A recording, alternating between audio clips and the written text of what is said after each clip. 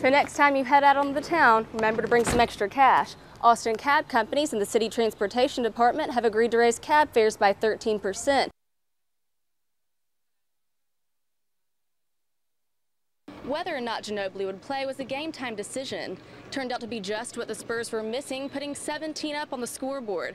This can raise the alcohol content from a legal 0.5% up to 3%, which is as high as some beers. If 30 million tanners continue to hit the beds each year, the tan tax is expected to generate nearly $3 billion over the next decade. ABC News on Campus reporter Miriam Smith tried it out herself. Miriam? The newest mobile unit on the food and drink scene in Austin is not a trailer. It's a pedal-powered bar called a pub crawler. We got some real power here. The pub crawler of Austin is making rounds about the city and giving patrons a unique and charming adventure. It's a party on wheels. A bar on wheels.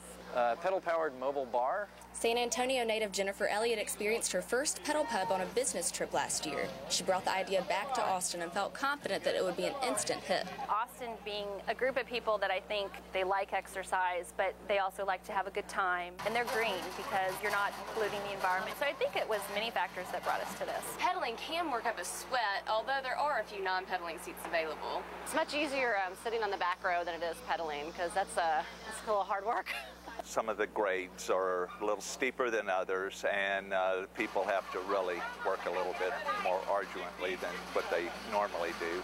The way it works is you get at least 10 people together to rent the pub crawler and bring your own beer cans, box wine, or keg. It costs $160 an hour to rent the pub crawler during the week and $190 on the weekend. When you divide that by 16 people, it's just a little over $10 an hour for great entertainment that you won't find anywhere else. The pub crawl team has to set firm rules to keep their buggy on the road because there's only one known insurance provider in the country that covers their kind of vehicle. Everybody wants to know how it's legal, you know, as far as the drinking goes, and we do have restrictions. You need to not drink too much. If you are a nuisance and you do cause problems, then we reserve the right to ask you to step off and find a way home. Starting the pub crawler has truly been a family effort. Lund and her husband manage the company with their neighbor, while Lund's dad drives and keeps the group under control. Having him drive was part of the whole process of putting the thought together that we really can do this, and we could have somebody that we, you know, trusted and depended on and knew could have fun with the customers but be very authoritative when he needed to be. I guess it brings us all closer together. Pub crawler has 6 different routes available to try. Each has varying levels of difficulty and different numbers of pub stops. Their newest addition is the UT football tailgating route, sure to be a hit for Horns fans. For ABC News on Campus, Miriam Smith, Austin. If you can't round up enough people to rent the pub crawler, they do offer a hump day pub crawl on Wednesdays where you can bring just a few friends and come to make new ones. It's from 7 to 10 and it costs $35 a person. For ABC News on Campus, I'm Miriam Smith.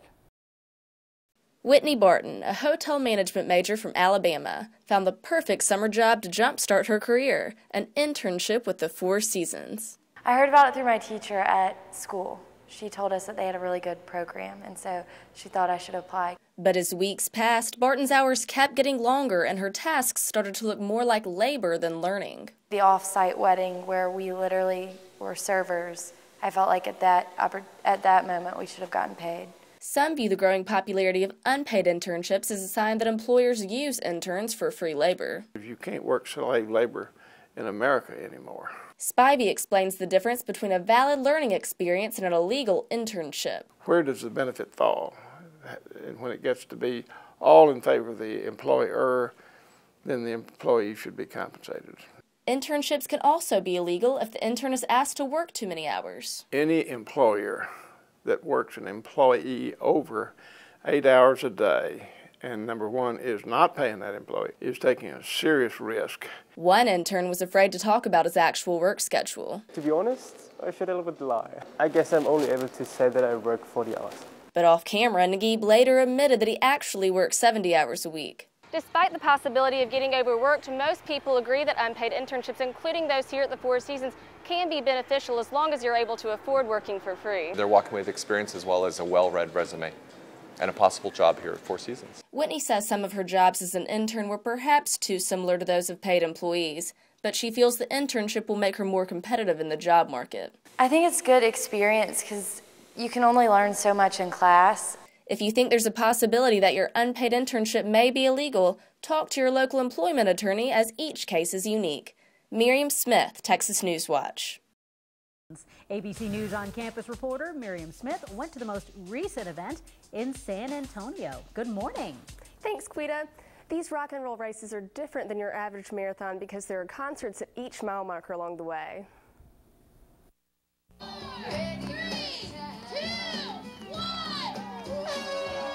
There's a new kind of marathon that's making the daunting 26.2-mile distance a little less intimidating. This achievement of doing a marathon is such a great feat for people, but it's just a small segment of people that are participating in it. Why don't we just set up a concert at every mile?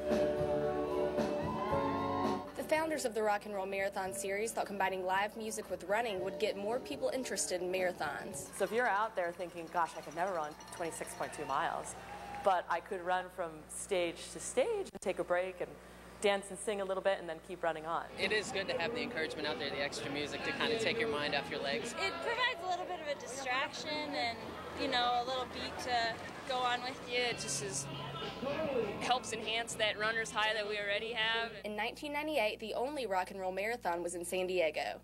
Now they're in 14 cities across the country, and next year they're adding 6 more. Live music has made long-distance racing more manageable to people who aren't necessarily avid exercisers. 30 to 50% of participants in rock and roll events are first-time marathoners. It's attainable for many people that otherwise wouldn't have thought that they could have run a marathon. Maybe they are die-hard music fans, but they can combine their love for music and this new initiative to get healthy and to get fit and to set goals. But it can be hard to cater to 30,000 runners' musical preferences. Sometimes their song selection isn't the best, but it's still nice to have them out there. They had REM Losing My Religion, and I'm thinking, do I run faster or do I blow my brains out? It is hard for the race directors to pick bands that can suit every runner, but with 26 choices, you can count on at least a few from each genre. For ABC News on Campus, I'm Miriam Smith.